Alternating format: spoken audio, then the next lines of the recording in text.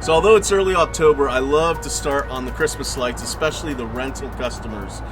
Early October, I send out a blast to everybody asking if I could put their lights up now so that I can get the regulars that do the lights every year up and ready and everything's all set. So then when the rush comes of new customers, I can focus on them and get to them fast. So that's why I like putting lights up early.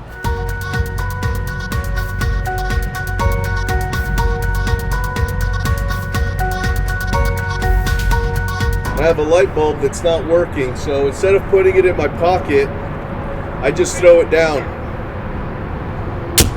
Usually when you get up to the peaks, you'll start seeing wasp nests. I usually just take them down, like pull them and just drop them.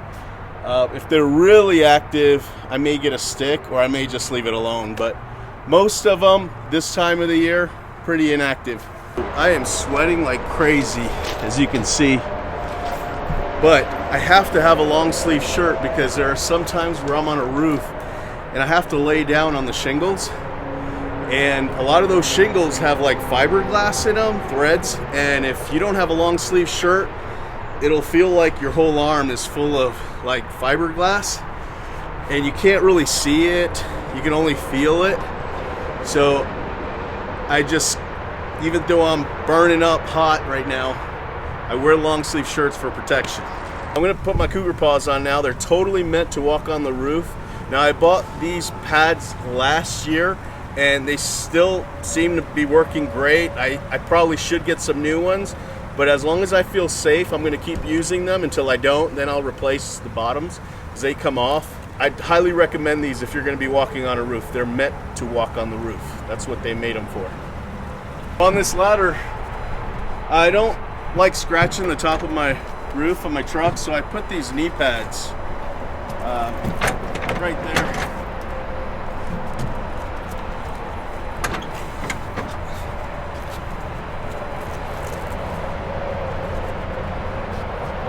That way it keeps it from scratching. So at this house, the lights are already up on the roof line. I just need to make sure when I turn them on, that all the lights are working.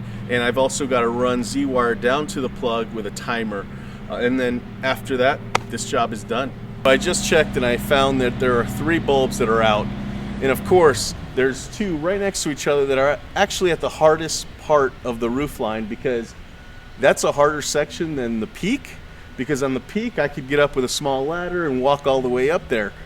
But on the corner of that peak, I can't walk on the roof. It's too close to the edge. So I'm gonna have to use the tall ladder. So that's what makes it difficult, but it's not the end of the world. And then the other one I could just hopefully reach up. So.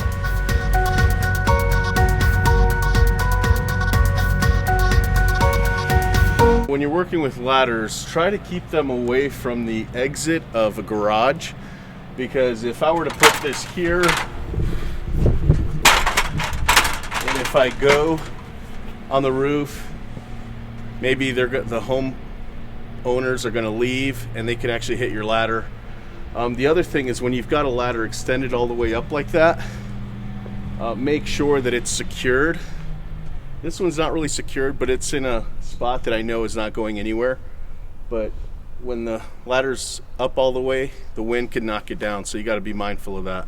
The problem with the lights that are already up and we're going back is the ones that are out, like that one, you can kind of tell and you can tighten it up.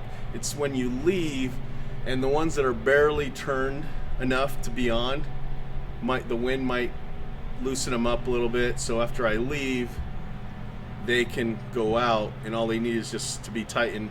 Whereas when you're putting them back up, as you're hanging them, you can kind of tighten each one as you go. But you know, I'm not complaining. This is actually really easy. So always give yourself a little leeway, because if you're really tight with your measurement and with your cuts, the next year you may be off maybe a light bulb, maybe 2, and then, or you might go around something that you didn't go the year before and you may not remember.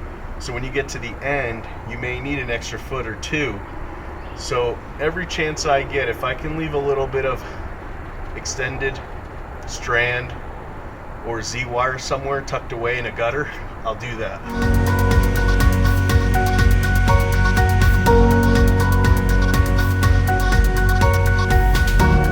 Let me go over why I use this vest so much.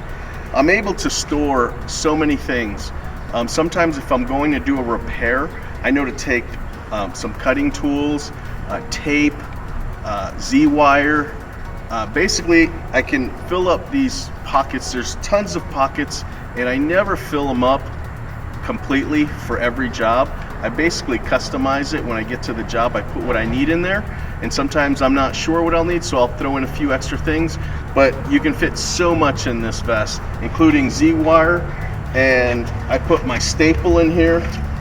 And it's really cool because when you put your staple in this pocket, it like don't have to worry about it getting caught on anything, and you can be on the roofs.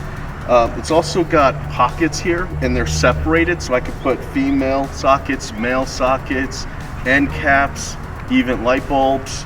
Like I said, I put my pliers here.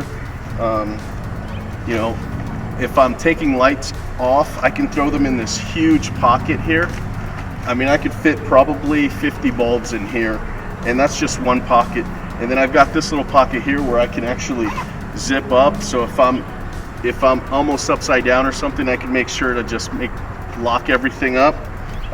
And there's endless pockets, so I definitely recommend getting one of these vests. This one's a Village Lighting vest. I know on their website it's kind of hard to find, so you're gonna have to just do some Googling and try to see if you can find a Village Light vest. Hey, so I've got Todd here with me. He's our official light installer for Lawn Thumbs. I actually met Todd at CrossFit Gym, and we got to know each other, and I was asking him, hey man, so he comes from Vegas every year, and I thought, hey, while you're here, would you help me out do Christmas lights? And sure enough, it worked out, and he's been great. He helps me do Christmas lights. It's really amazing. Yeah, I love it. It's great teamwork, and we get it done. So absolutely.